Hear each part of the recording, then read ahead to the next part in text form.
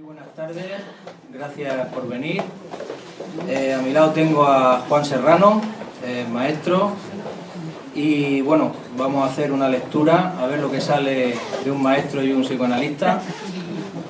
Y bueno, sin más preámbulos, voy a darle la palabra a Juan y después hablaré yo y después dejaremos un tiempo para un debate, para hacer los comentarios o las preguntas que queráis, ¿vale?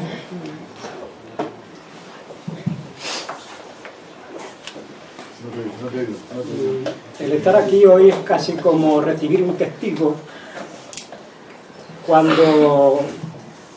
el estar aquí hoy es como recibir un testigo de alguien que aquí no está y por medio de Fernando me pidió que participara desde mi punto de vista un comentario al libro del Principito. Bueno, yo el Principito ya lo había leído casi por obligación de dedicarme a la enseñanza, y era un libro también emblemático dentro del mundo de la pedagogía y tal.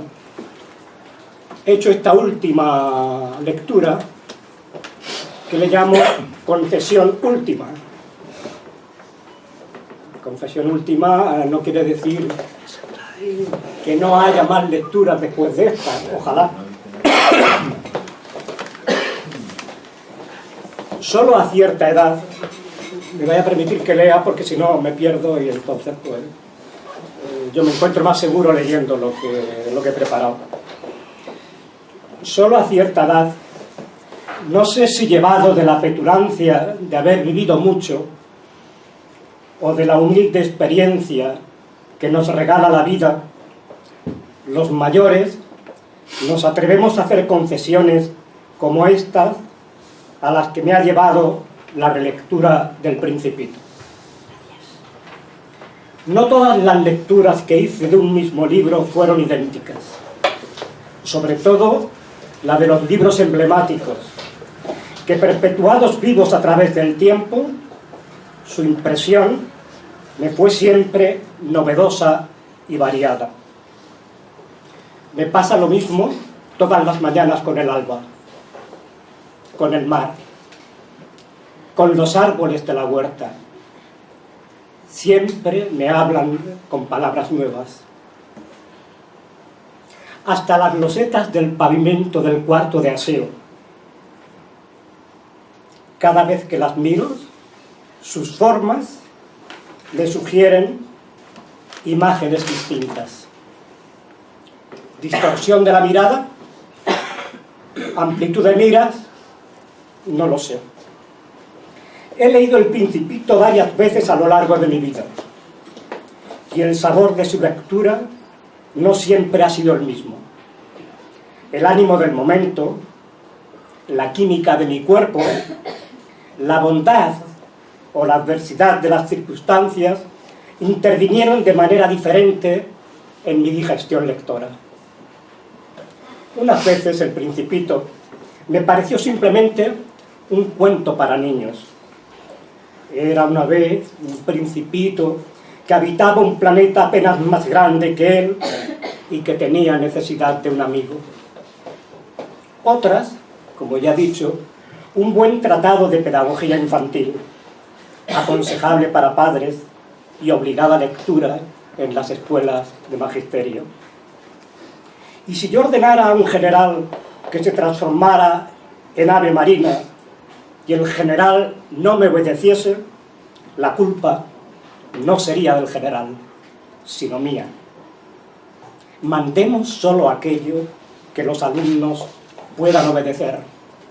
Solo hay que pedir a cada uno lo que es capaz de dar.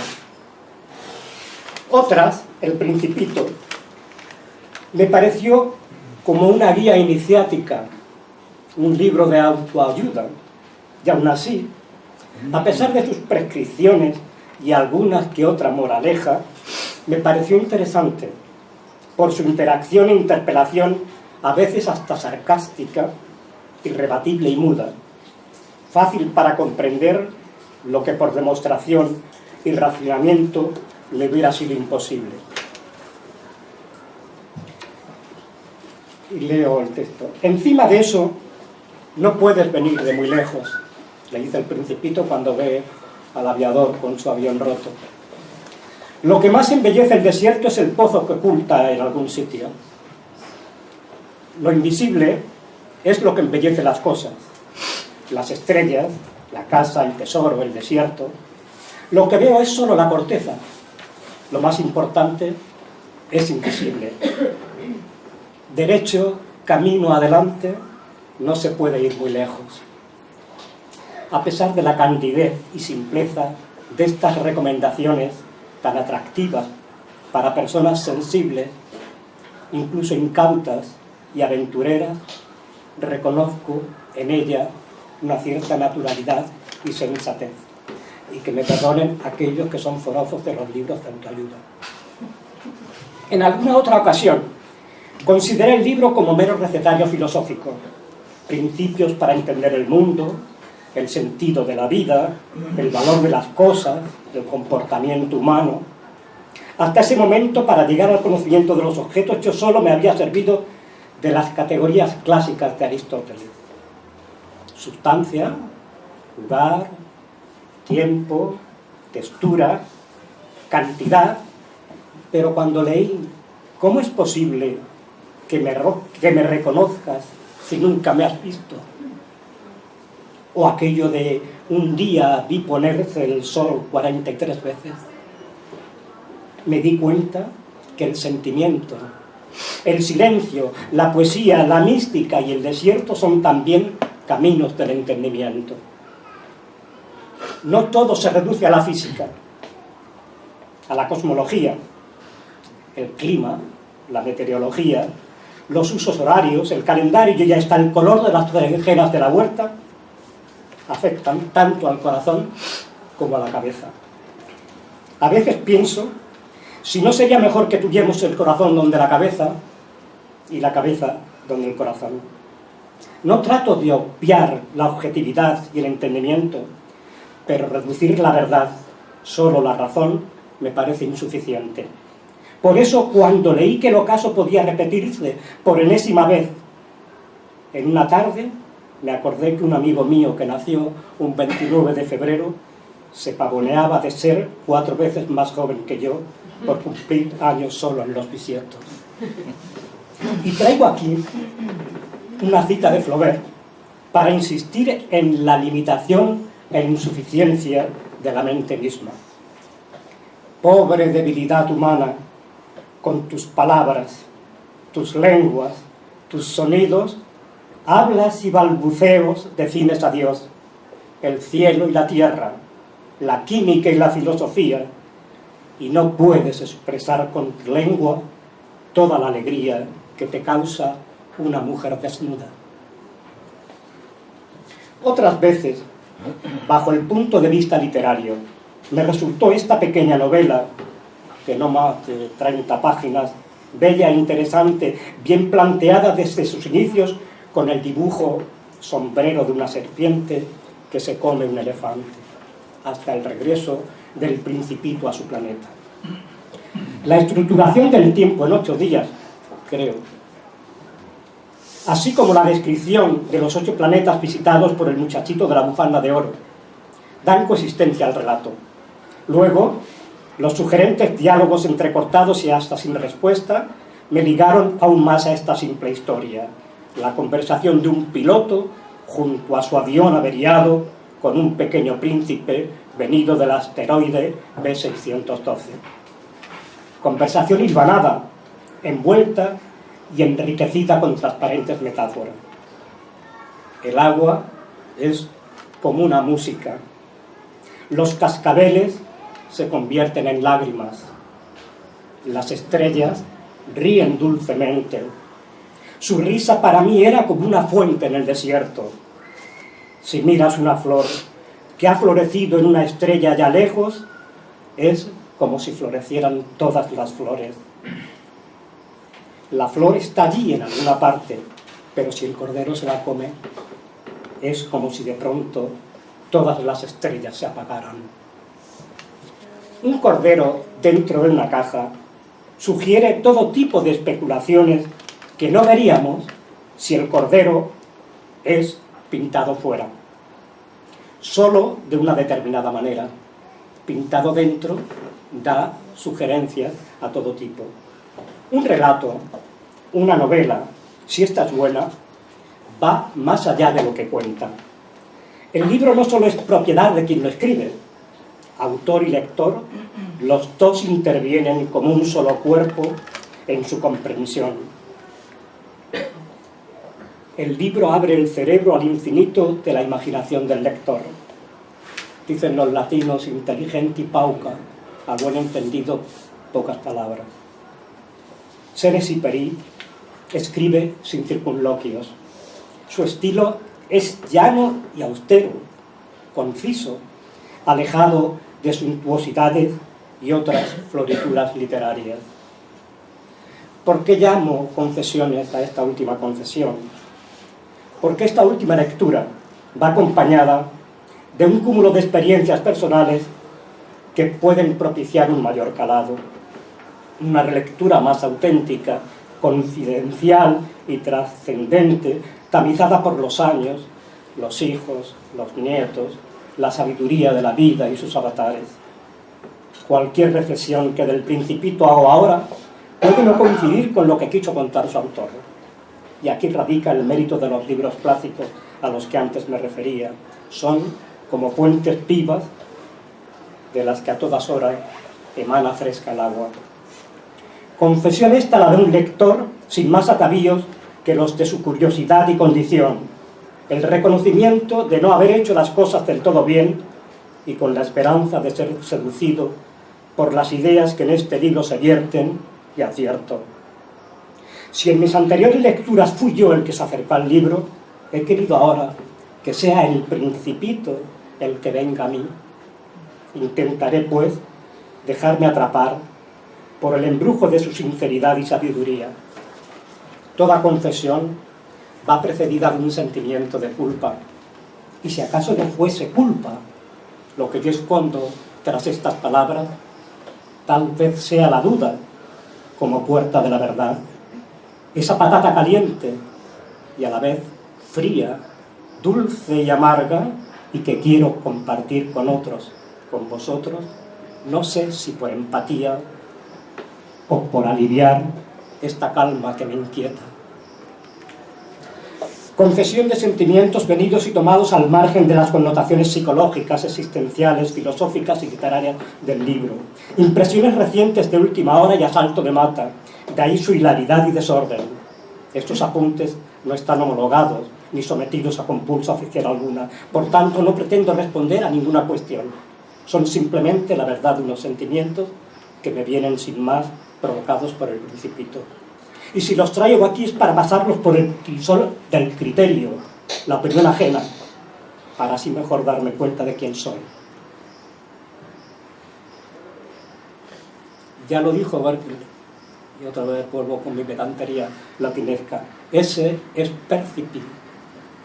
Ser es ser percibido. Y perdonad de nuevo mi confidencialidad atrevida. Yo soy Saint-Exupéry. Yo soy el muchachito de los rizos de oro. Yo soy el contador de estrellas, el farolero, el guardagujas. Yo soy el otro que dijera Rimbaud. No es lo mismo leer, por ejemplo, Es tan misterioso el país de las lágrimas junto a tu pareja después de haber hecho el amor, que descubrir esta frase cuando el hambre te atormenta. No tienes nada que llevarte al corazón, o estás completamente solo en medio de una marabunta. Consumidas las soflamas subidas del alma y apagado el sonoro crepitar de las luces de las flores, cualquier lectura teñida de nostalgia nos hace caer en un profundo pozo de tristeza en medio del desierto, y a los pies del motor averiado y chamuscado de nuestro cuerpo. Creo a veces que con los años, con los traqueteos y lecciones de la vida, con mis aciertos y fracasos, estoy en la cima de la historia dorada de mi vida. Y en aquí, de nuevo, con el motor de mi orgullo tragando tierra. Aún no he abandonado la vanidad, ese segundo planeta, ese mueble inútil con el que a diario decoro mi diminuta casa. Si a alguien se le ocurriera visitarme, se sorprendería de mi estupidez, amueblando mis interiores con cosas tan inútiles. Pues al lugar donde me llevan mis pasos, como dice el Principito, es demasiado lejos y no puedo llevar este cuerpo que pesa demasiado. En otro cuento, el de la Cenicienta, el trabajo y el goce se enfrentan entre sí. La Cenicienta ha de gastarse y apurarse en sus faenas si quiere llegar y disfrutar del baile. ¿Somos capaces de esmerarnos tantos en nuestras obligaciones por conseguir el descanso que anhelamos, que llegamos a confundir ambas cosas, ocio y negocio, con el riesgo de quedarnos sin lo que más nos satisface? Cuestión será de establecer y gestionar las prioridades que verdaderamente me interesan. La utilidad, otro gran concepto vacío de los mayores. ¿Útil para qué? Sobre todo si uno se pierde en la noche. ¿Qué es lo que añade la vanidad a lo que no tenemos? Nada. Entonces, ¿qué es lo que verdaderamente importa en la vida? La relación de amor, ayuda, agradecimiento, fidelidad que surge entre las personas, entre la rosa y alguien que la cuida. Las estrellas son muy bellas, pero están vacías, dice el Principito a las rosas. Mi rosa se sabe más importante que todas, porque yo la he regado, porque ha sido a ella a la que abrigué con el fanal, porque soy yo quien le maté los gusanos, y es a ella a la que yo he oído quejarse, alabarse y algunas veces hasta callarse, porque es mi rosa. Es bueno haber tenido un amigo, aun si vamos a morir. Es útil para mi flor el que yo la posea. Lo que más le impresiona y emociona al aviador es la fidelidad del Principito a su flor.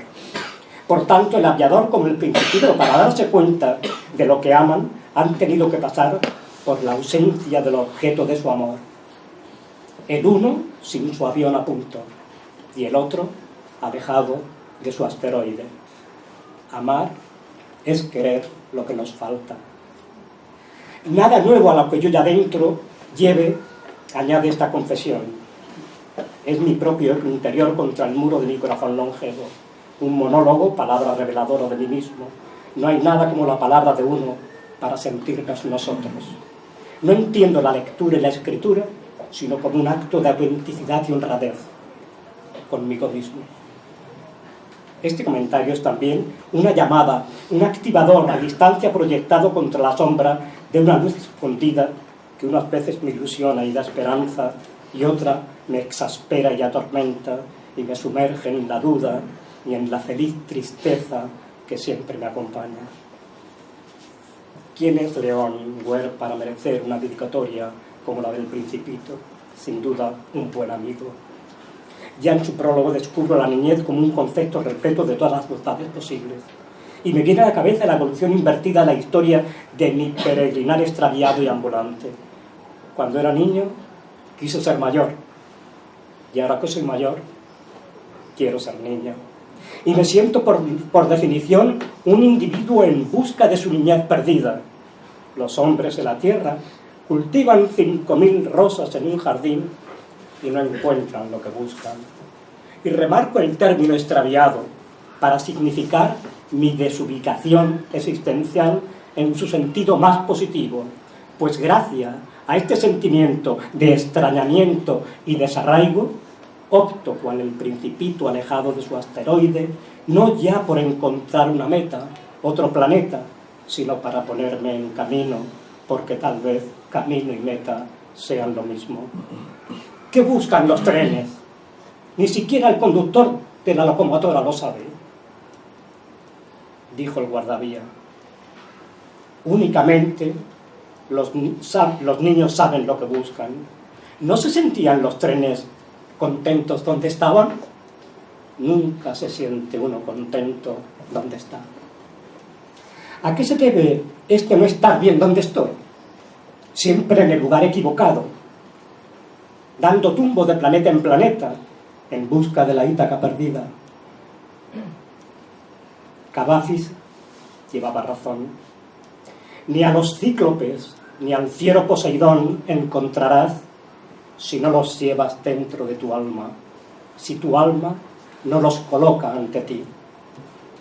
Y ahora es el pequeño príncipe quien con sus palabras interpreta mis sentimientos.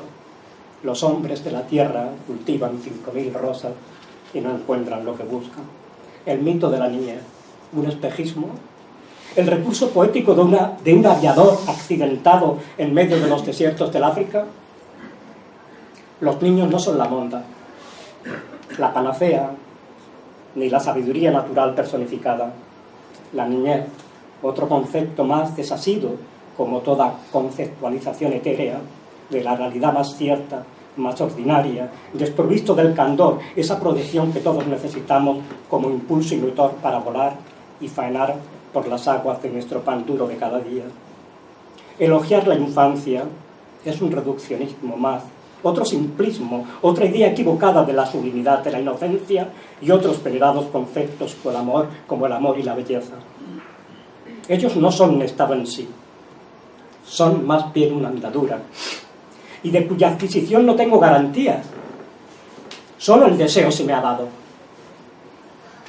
Como cebo, hasta su logro no del todo asegurado, y me desilusiona o me conforma, me satisface o me entristece que este deseo me anticipe el goce que luego me será dado o negado, que no lo sé. Lo bello, la respuesta, la verdad como reflejo y anticipación de lo que no sabemos si existe, pero ¿qué más da? Si el deseo suple de algún modo su existencia. Nada es perfecto si no hay zorros ni gallinas. Y luego volver a empezar detrás de un deseo, otro deseo, aquel pensamiento de Céline. La inconformidad continuada de la existencia, insisto y repito, esa tristeza jocosa de haber vivido. El Principito parece responder a este deseo innato y a la vez frustrado, qué contrasentido, que llevo dentro por ir al encuentro de la respuesta del enigma de la vida, ese algo que anhelo y que se me resiste como un sueño vacío. Y vuelvo de nuevo a memorias de un loco de Flaubert. Quisiera algo que no tuviera necesidad de expresión ni de forma. Algo casi tan puro como un perfume, casi tan fuerte como la piedra, casi tan inasible como un canto que fuese a la vez todo eso y nada de ninguna de estas dos cosas. Dos mundos contrapuestos, acabo enseguida. Frente a la seriedad del pensamiento árido de los mayores, con sus píldoras para economizar el tiempo, la espontaneidad de la eternidad del momento de los niños. El hoy es siempre todavía de Machado, o la respuesta dada como reducción al absurdo del Principito. Si yo dispusiera de 53 minutos, caminaría suavemente a una fuente, porque estaban disputando a economizar el tiempo para tener agua. Elogiar la infancia desde la mayoría de edad es un truco fácil. Para un niño las cosas son lo que son. Para el adulto, en cambio, las cosas son lo que parecen, pura fenomenología. De ahí la manía de los mayores de creer que detrás de cualquier cosa siempre hay una razón que justifique su existencia. Las flores son bellas porque sí. ¿O acaso tendríamos que atribuir su aroma a los números, a las leyes de la lógica, a la gramática o a la historia? Tengo que ocuparme de cosas serias, de la economía, del poder, de la política, primer planeta. Necesito condenar a alguien, inculparle, para después de indultado, perdonarle la vida. Y así volver a condenarle, para perdonarlo de nuevo. Y así me esté siempre agradecido. Y yo, dama de la caridad, ser el bueno y sentirme de puta madre. Las personas mayores son muy extrañas. Las ciencias estrangulan la intuición y nos niegan hasta el saber pintar un cordero. Ciencia y arte, niños y mayores, no deberían ser antagónicos. Cualquier comentario del libro ensombrecería la claridad del texto. El libro de por sí tiene la ingenuidad prístina y no obligada para ser entendido sin explicación alguna. Y qué manía de los adultos de querer explicarlo todo. ¿Para qué tanto quebraderos de cabeza? Los gatos tienen 4 patas y basta. No es necesario hacer un máster de veterinaria para probar las extremidades de un felino. Puede que si lo hiciésemos, el gato, harto de tanta clarificación y verborrea, perdiera o se cansara de sus apéndices trepadores, e incluso que perdiera el apetito y hasta el brillo de su pelaje. Y lo que es más, se sentiría culpable de ocasionar tanta preocupación en los demás cuando a lo que los gatos le interesan es pasar desapercibido, que se les deje tranquilos para saltar al instante en busca de sus ratones, o que les pasemos simplemente la mano por el lomo. Las personas mayores siempre tenemos necesidad de explicaciones. Las palabras estropean las mejores ideas. Acostumbra a decir un amigo mío que no para de hablar nunca. El poder de la persuasión del Principito no está en sus afirmaciones ni en las declaraciones que en el libro se hacen. Se dicen, y así se dice. Ahí está, eso es todo. Su fuerza y atracción ni siquiera se basan en la irrevocabilidad de sus argumentos sin argumentar, sino en la constatación palmaria de la contradicción de las anécdotas, sus historias, el acontecer diario que el Principito vive sin más. Solo con mis alas de avión averiado y sin poder remontar el vuelo ha sido posible construir esta confesión. La de un engreído piloto destronado. Solo en el silencio es posible descubrir al príncipe que llevo dentro, aprender de sus palabras, fábulas pobladas de personajes sencillos, lecciones que me entran por los sentidos del alma y no admiten reprobación alguna por su clarividencia. El desierto como camino y clima para atisbar un poco esta respuesta a la que solo se llega con la muerte. Parecerá que estoy muerto, le dice al aviador el Principito, pero no es verdad. Dice Leopoldo María Panero, el único significante es la muerte. Termino esta confesión cumpliendo la petición que el autor de esta pequeña novela hace a sus lectores en su párrafo final, que le digamos si hemos visto a su príncipe desaparecido.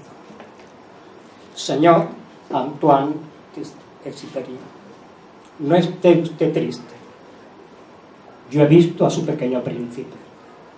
Lo he visto precisamente ahora mismo, al terminar de leer su libro. He levantado mis ojos y lo he visto allí en lo alto, sonriéndome cual dulce rebaño de cascabeles entre las estrellas alegres del cielo. Llevaba un fanal en su mano y parecía el fanal la misma mirada de la flor encendida. A su lado estaba también el cordero. El cordero no tenía bozal, no estaba atado, estaba suelto y llevaba la soga rodeada al cuello como quien adorna su garganta con campanitas de plata, tañendo libre al viento. Para su tranquilidad, señor Exupéry, le digo que no sufra. El cordero no se ha comido a la flor. Al contrario, tanto su Principito como la flor y el cordero juegan a la comba con las perseguidas.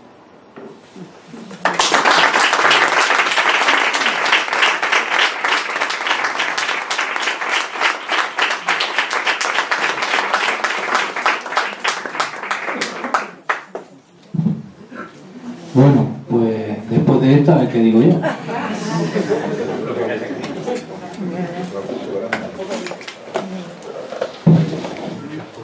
En fin, lo primero que voy a hacer es intentar disimular la envidia que tengo de cómo escribe Juan, que no es poco. Y bueno, decir que también me vaya a perdonar porque me ha podido el aviador. Mientras escribía esto, ha podido el aviador con el Principito. He querido acercarme tanto a la rosa que me he pinchado. Y me ha podido mi vena obsesiva intentando detallar cada detalle del Principito. Bueno, lo primero diré que para mí no es un libro de niños, porque realmente este libro los niños no lo necesitan. Pero creo que sí es una buena medicina para aliviar la fiebre reduccionista en la educación desde los adultos.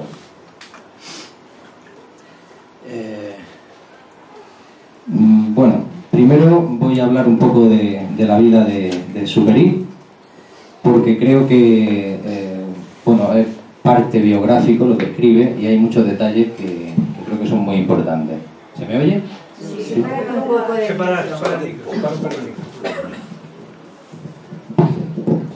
Ahí. Bueno, pues me llamó la atención. Bueno, primero Superi nace en 1900 en Lyon, Francia, y fallece en 1944 en un accidente de avión. Este hombre era escritor y piloto. Y me llamó la atención porque siempre hay una vena melancólica en toda la obra del autor y en El Principito también. Y curiosamente, investigando un poco sobre este hombre, no sé si me oye, ¿sí? Bueno, su mujer se llamaba Consuelo. Este hombre nace en una familia noble, tiene una infancia feliz, pero se enfrenta a dos muertes. Cuando tenía 4 años muere su padre y también estuvo al lado de su hermano, que murió de una fiebre reumática con 15 años. Él acompaña a su hermano y esto aparece al final del Principito también. Bueno, aparece también un accidente en el Sáhara y están cuatro días sin agua, sin comida, y tiene una serie de alucinaciones y al final lo rescata un beduino, ¿no? Me parece un detalle a destacar, porque en El Principito también creo que es un conjunto de verdad y alucinación.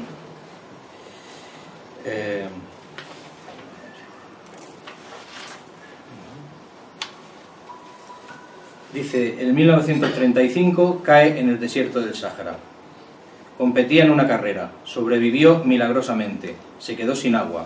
Por el calor y la falta de agua sufrió alucinaciones. Fue rescatado por un beduino al 4.º día en esta desventura.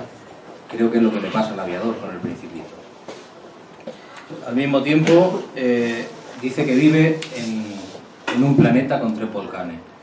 El Salvador es el país natal de Consuelo, su mujer, en el que se le dice es conocido como la tierra de los volcanes.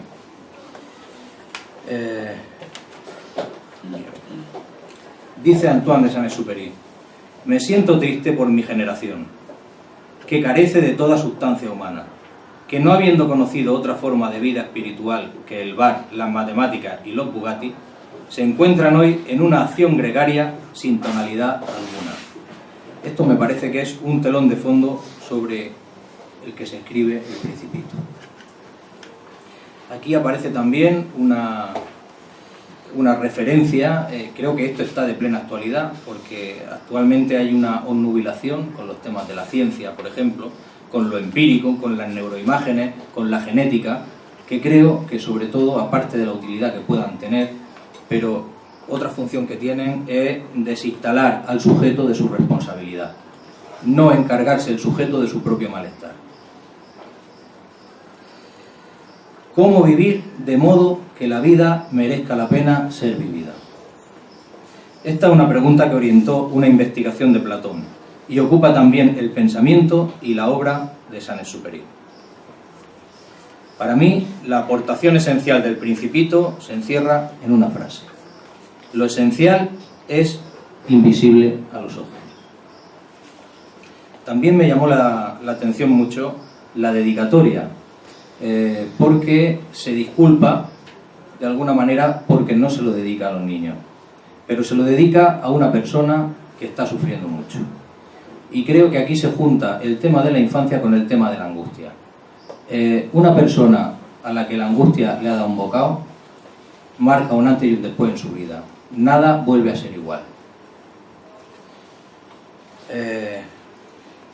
También darse cuenta de que hay que darse cuenta que la niñez, pese a lo que se pueda pensar superficialmente, es un sitio que no es nada fácil. Es un sitio donde el ser viviente viene a un mundo que nada está a su medida. Y la adaptación es realmente complicada.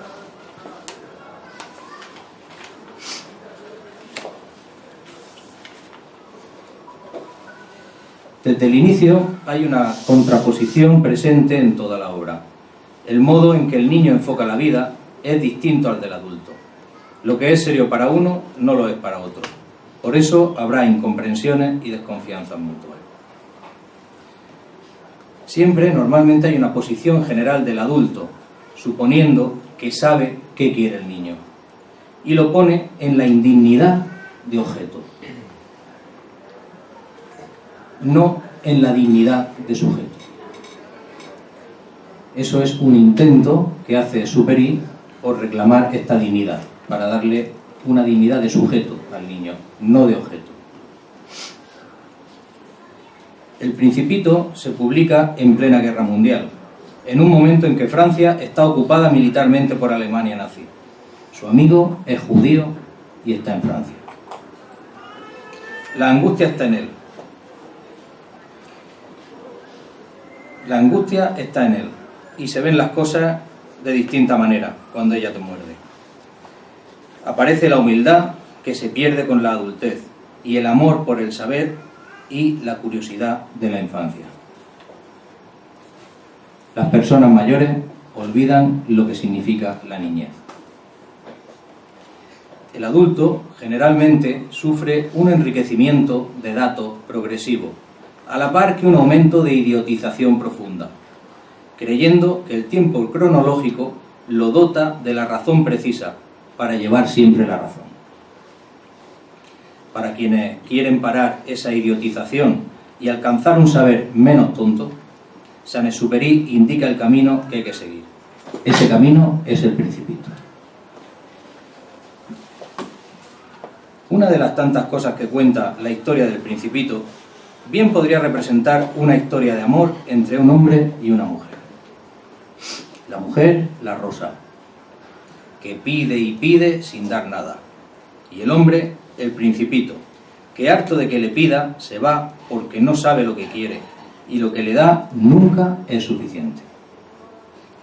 Tras un tiempo de distintas experiencias de cómo ser adulto, al final la infancia va suprimiéndose y se eleva a otra dimensión. El Principito va aprendiendo a reconocer la particularidad que hace única a su rosa para él, a pesar del descubrimiento de miles de rosas. Con respecto a esto, una relación de un hombre y una mujer, generalizar siempre es equivocarse, pero bueno, a veces es inevitable. Normalmente el hombre tiende a obedecer siempre lo que le pide la mujer, lo que le pide como cosas concretas. Y ahí está el error, porque la demanda de una mujer siempre es una demanda de amor, siempre es un detalle de amor. El hombre torpemente obedece y cada vez que le da lo que le pide la mujer está más insatisfecha, porque en realidad lo que le pide son demandas de amor. Ha sonado muy imperativo, esto es un pensamiento mío. Para mí hay que distinguir tres partes en el Principito: el recorrido que hace el aviador, el recorrido que hace el Principito y las reflexiones que algunos de los dos hacen hacia un otro, hacia el oyente. Aparece la boa con el elefante dentro. Las personas mayores no comprenden nada jamás ellas solas. Lo que me ha pasado a mí, al principio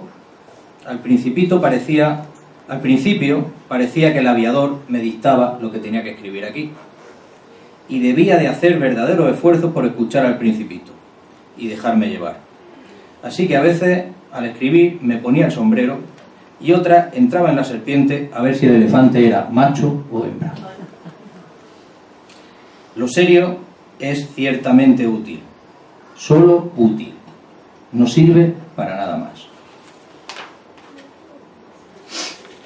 El camino no son los objetos. ¿Por qué? Porque ninguno colma la falta, ninguno puede tapar el deseo. El deseo se define como un vacío, porque si no falta nada, no se puede llenar nada. Siempre debe faltar algo, y ese es el motor de la vida. Mantener encendido el motor de la vida, que es el deseo. Esto es lo que ven los que reconocen la boa y el elefante. A los que no les falta nada, nada pueden desear. Por eso se dice que en el capitalismo no puede haber amor, porque todo se llena con el dinero o con los objetos. El cordero y la caja, la presencia del Principito. Me llamó mucho la atención una frase: cuando un misterio o sorpresa es muy grande, es imposible desobedecerlo, es imposible no hacerle caso. Solo cuando el aviador dibuja una caja indicando que dentro está el cordero, el Principito considera atendida su petición. Cuando el Principito considera que el aviador respeta su imaginación y no intenta imponerle corderos que provienen de la suya. El Principito no responde a las preguntas, pero no se resigna a que sus preguntas no sean contestadas o sus peticiones. Aviador y Principito preguntan, pero no se produce diálogo, porque cada uno indaga en un plano distinto. El Principito no responde, porque para él no constituyen verdaderas preguntas. Una vez que el aviador realiza el esfuerzo por comprender, el Principito lleva la conversación hacia el cordero. Los baobab. El Principito le aclara al aviador que antes de ser grandes los baobab comienzan siendo pequeños arbustos. Aquí aparece en el aviador algo ya terminado, algo estático. Como el baobab ya gigante, dice: no te preocupes porque un cordero no puede comerse un baobab. El ser humano siempre es un proyecto. El Principito capta la dinamicidad interna del baobab. Es algo vivo. El adulto siempre ve la parte estática. El niño, la infancia, que es lo que representa el Principito, es la que ve la parte dinámica. Siempre somos un proyecto. El Principito señala que cuando se está triste son agradables las puestas de sol. Aquí aparece la melancolía de Saint-Exupéry puesta en el Principito. Aristóteles relacionaba la melancolía con la genialidad. La melancolía es un estado habitual de Saint-Exupéry que traslada a su personaje. Los hombres pierden lo esencial e ignoran lo que han perdido. Freud decía que había dos formas de ser feliz: ser idiota o hacérselo. La melancolía supone una tentación de ver las cosas bajo el signo de la caducidad. Hay que reconocer todo el camino para ver el fin. Allí veremos que el lugar donde el Principito apareció y después desapareció es el paisaje más bello y más triste del mundo. ¿Para qué sirven las espinas? Es el problema que plantea en un momento dado el Principito al aviador. El aviador entiende que de nada sirve arreglar la avería si no se tiene claro para qué se vuela, ni apagar la sed si no se tiene claro para qué se vive. Suele pasar que los que más deprisa van no suelen saber dónde van, no tienen tiempo para averiguarlo. Respecto a la flor, el Principito piensa que había tomado en serio palabras sin importancia, y eso le convirtió en una persona muy desgraciada. No mirar a las palabras, sino a los hechos. El lenguaje es una fuente de malentendidos. Debería haber adivinado su ternura tras sus astucias, pero no supe comprender. Era demasiado joven para saber amarla. Pedía detalle de amor. En la partida del Principito de su planeta, la flor confiesa que le amaba y le dice: pero tú has sido tan tonto como yo. En el amor hay que salir de nosotros mismos, justo porque la flor está dentro. Aparece el viaje del Principito por otros planetas, el del Rey. En el planeta del Rey el mundo es simple, todos son súbditos. En el Rey, en el vanidoso, en el bebedor, tienen en común la afirmación de sí mismo, que se manifiesta en la necesidad de ser obedecido por parte del Rey, de ser alabado por parte del vanidoso, y el bebedor, que es la culminación de los otros dos. El hombre de negocio, el farolero y el geógrafo están vertidos hacia algo distinto de sí mismos. En el rey, la relación con los demás es de un modo prefijado. Solo pueden aparecer como súbditos. Aquí yo veo una relación con Hegel en la dialéctica del amo y el esclavo. Para el amo, que es el rey, los otros son solo sujetos que deben estarle sometidos. El amo necesita del esclavo tanto como el esclavo del amo. El vanidoso enseguida reconoció al Principito como un admirador. Aristóteles dice que el vanidoso no es malo, simplemente está equivocado. Los vanidosos son necios y no se conocen a sí mismos. El bebedor sume al Principito en una gran melancolía, porque es la radicalización de los dos anteriores. Dice Apuleyo: la primera copa es para apagar la sed, la segunda para la alegría, la tercera para el placer y la cuarta para la locura. En el hombre de negocios lo importante es poseer, no lo poseído. Poseer estrellas, adquisición y administración de riqueza. El farolero se ocupa de la realización de un trabajo y el geógrafo se ocupa de la conquista del saber sobre el mundo. El hombre de negocio, su modo de enfocar el trabajo le lleva a estar aislado de los demás y de la realidad. Decía Séneca que el dinero nunca ha hecho rico a nadie. El Principito dice que no reporta ninguna utilidad a las estrellas por él poseídas.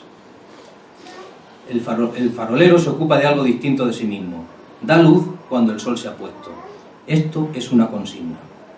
Toda consigna tiene un para qué y requiere que haya alguien que obedezca a la consigna. Esto nos puede dar pistas de la relación entre las personas y las instituciones. El farolero lo que quiere es irse a dormir, solo ansía eso. Disfrutar de las alegrías y entristecerse con las penas es señal de que se ama algo. Sin instituciones, el hombre sería un animal. El geógrafo es geógrafo y no explorador. Representa el mundo del saber, que tal como es concebido en Europa desde hace 3 siglos, delimita con precisión su método y objeto, lo perenne frente a lo efímero, la objetividad frente a la subjetividad, buscar pruebas y ratificar datos. Esto nos lleva sin remedio a una pérdida de la singularidad, de la particularidad.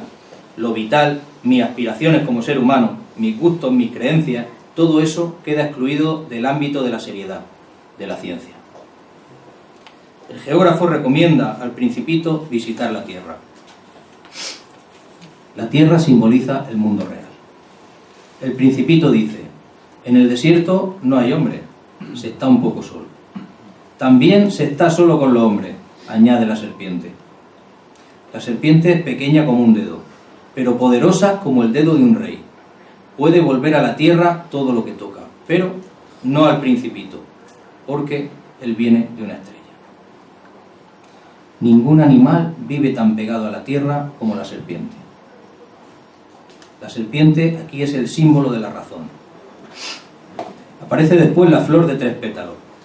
A los hombres el viento los mueve, carecen de raíces. Aquí aparece cómo hay veces que se juzga a los demás según el modelo de su propio modo de ser. Se encuentra después con varias rosas idénticas a la suya. Justo ahí descubre el Principito que lo que debe cambiar de su rosa para hacerla única solo es el modo de mirarla. El zorro. Para el zorro, domesticar significa crear lazos. Antes de crear lazos, el uno es para el otro uno más. Por eso el zorro quiere ser domesticado. El zorro le explica que solo se conoce lo que se domestica. La relación con el zorro le había hecho comprender por qué su rosa era la única en el mundo. Es el tiempo que le ha dedicado lo que la hace tan importante a la rosa, y eso lo hace responsable de su relación con ella. Hay un regalo precioso que le hace el zorro. Lo esencial es invisible a los ojos. El guardaújas dice que nunca se está contento donde se está. Solo los niños aplastan su nariz contra los cristales. Solo los niños saben lo que buscan. Pierden tiempo por una muñeca y ella se vuelve importante. El guardaújas clasifica a los viajeros en paquetes de 1000. Son todos iguales. En el hombre moderno no se deja espacio al deseo. El comerciante de píldoras especiales que aplacan la sed. Decía Kierkegaard, la pereza consiste en que uno desesperadamente no quiere ser el mismo. En la búsqueda del pozo, dice el Principito, el desierto es bello. Lo que lo embellece es que esconde un pozo en alguna parte. El Principito, a diferencia del aviador, plantea una solución. El agua puede ser buena también para el corazón. Será buena si el que bebe sabe beber más allá de lo inmediato. Los hombres de tu mundo cultivan miles de rosas en un jardín, pero no encuentran lo que buscan. Y sin embargo lo que buscan podría encontrarse en una sola rosa, o en un pozo, o en un poco de agua.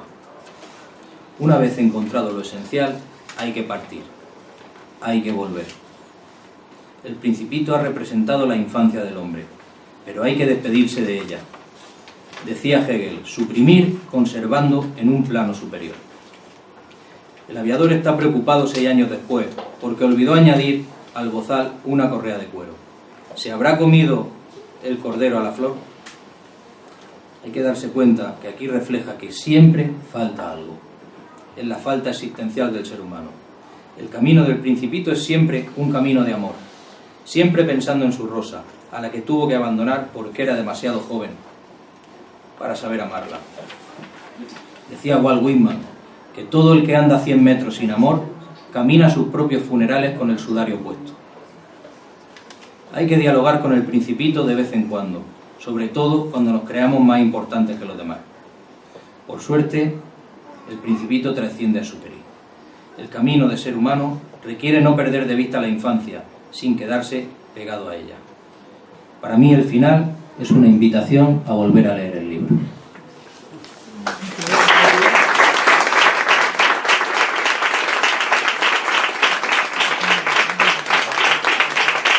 Yo estaba pensando, cuando estabais hablando, en el paralelismo con la situación política actual.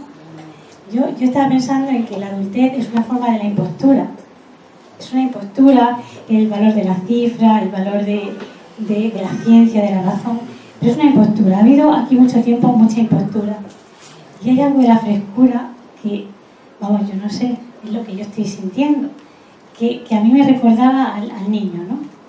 Hay algo del valor del tiempo, de la dignidad del sujeto. Tú has dicho algo así como que lo que hablabas es superior de darle una dignidad al sujeto de la infancia, ¿no? Y yo creo que estamos pasando a una época en la que hay una dignificación del sujeto. Y un tiempo de frescura, por eso veía un paralelismo de lo que está pasando en la situación política actual. Ya.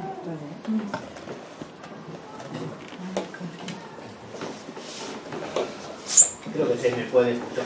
Solamente indicar que creo que ha sido una frase que lo mismo se ha dicho a un nivel que yo lo he entendido de otra forma. Que El Principito no es un libro para niños. Lo mismo el significado de lo que lo ha dicho, lo entendía de otra manera distinta como lo he percibido yo. Yo creo que sí, El Principito es un libro para niños. El Principito es un libro clásico que los niños pueden entender a su nivel, y yo creo que está escrito precisamente respetando la evolución de la persona humana y entendiendo que la infancia es una etapa importantísima. Efectivamente, no es un libro solo para niños, sino que es un libro para el ser humano, y en las distintas etapas tiene una lectura distinta. Pero creo que es interesante que todos los niños puedan leer El Principito desde pequeñitos. Solo los libros.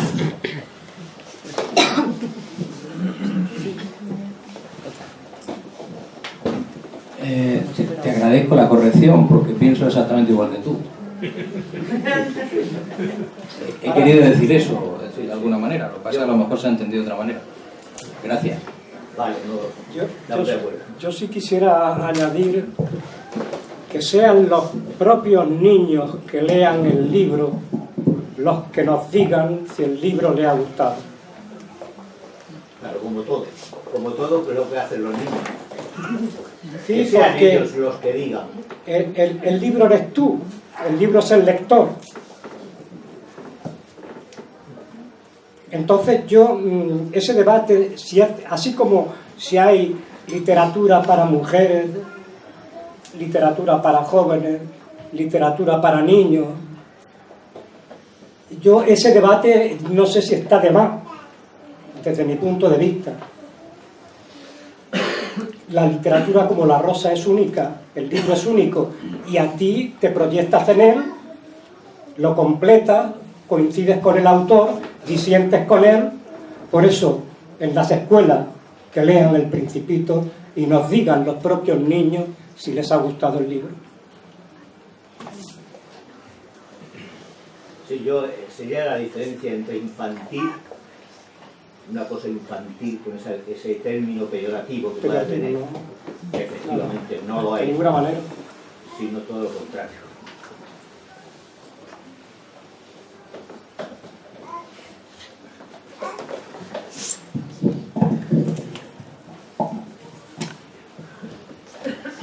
Lo primero, felicitaros, porque da gusto en esta época de tanto número oír ideas y palabras para el alma. Y lo segundo, una breve reflexión o una pequeña pregunta. Si lo esencial es invisible a los ojos, lo habéis repetido los dos, si resulta que en El Principito, pues las flores, el dibujo, todo se ve con los ojos, ¿cómo captamos lo esencial? Si resulta que estamos viviendo siempre con los sentidos. No lo sé, era un poco una reflexión, una pregunta que yo me hago. ¿Cómo podemos llegar a lo esencial cuando nuestra vida está llena, básicamente, y nos relacionamos siempre con los sentidos, en este caso con la vista?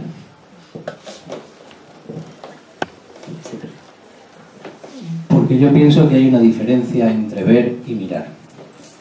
Ver es por los sentidos, mirar no.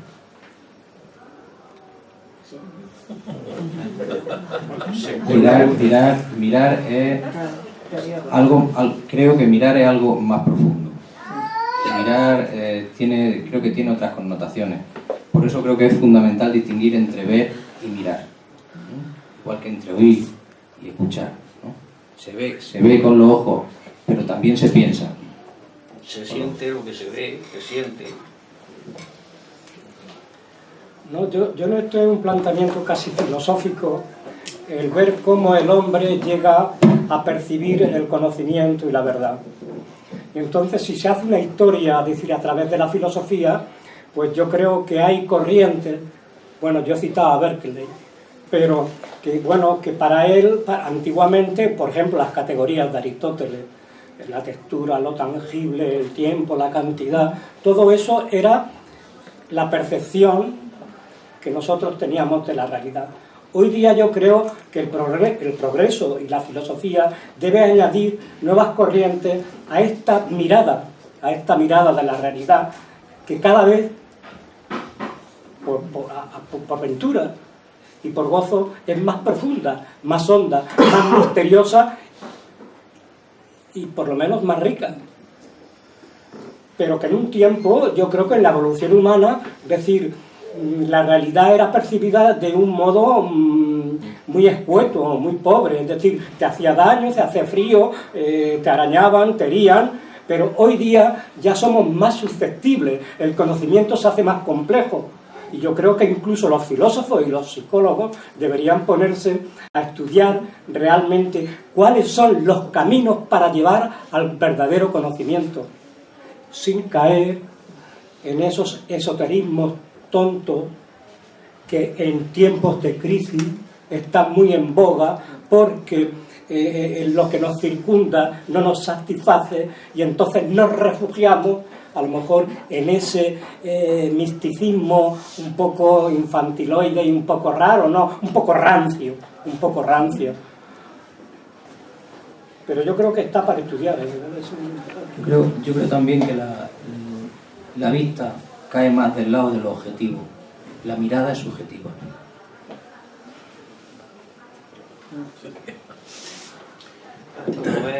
como ves el mismo cuadro, que va a ver, lo mira la gente. Por ejemplo, hay varios y cada uno le dice una cosa. Entonces el cuadro está ahí y tú lo ves, pero mirándolo,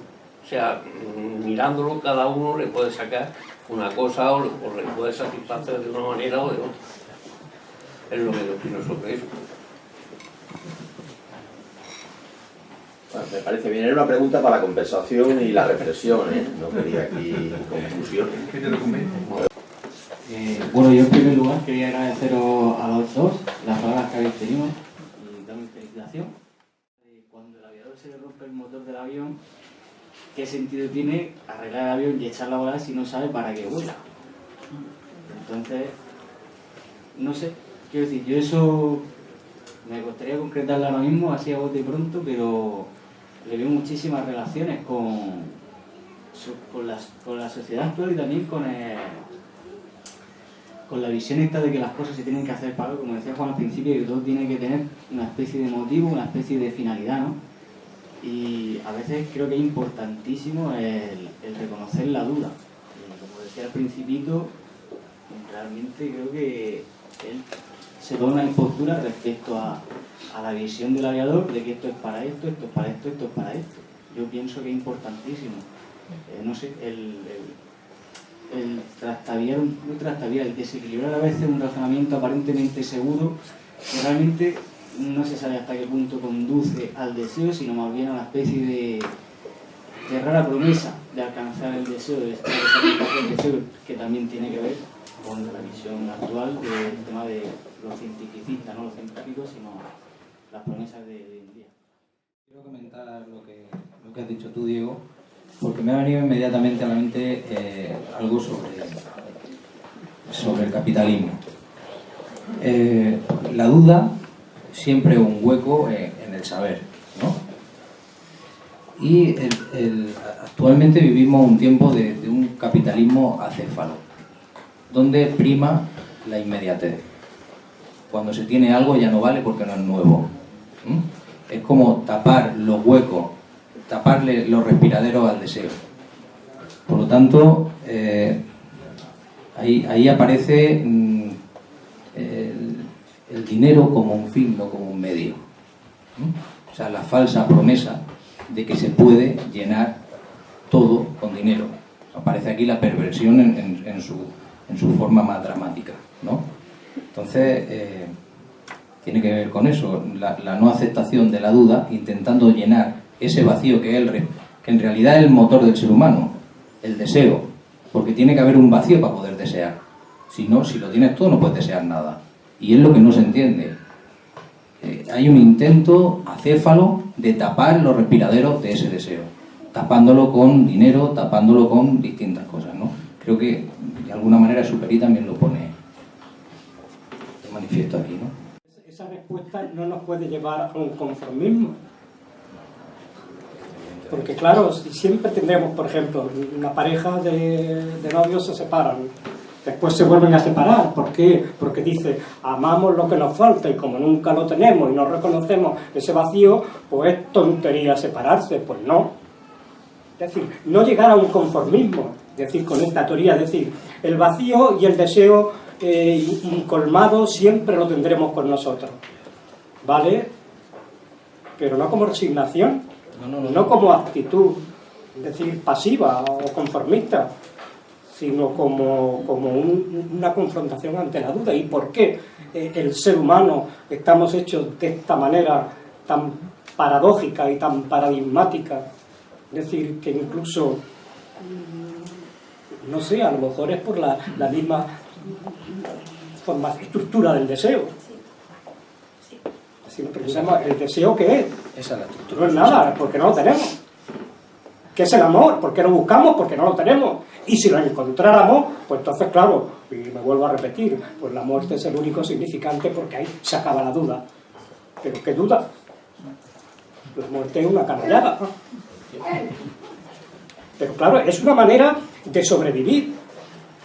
Y claro, y uno se refugia a lo mejor en la literatura, otro en la política, otro en la poesía, otro en el misticismo. pero son formas de llenar ese vacío. Ahora, si sé por qué cojo el avión, si sé que voy a caer en el Sáhara estropeado y averiado, y esa es la vida, es decir, es un destino a ninguna parte, es el hombre que anda perdido en medio de la noche, pero esa realidad no debería ser trágica, debería ser feliz. Y para eso están los psicoanalistas, para hacer esa tragedia, para hacer esa tragedia feliz. Pero la tragedia no va a desaparecer. Yo creo que final, el deseo existe. Si en la vida no hubiera deseo o hubiera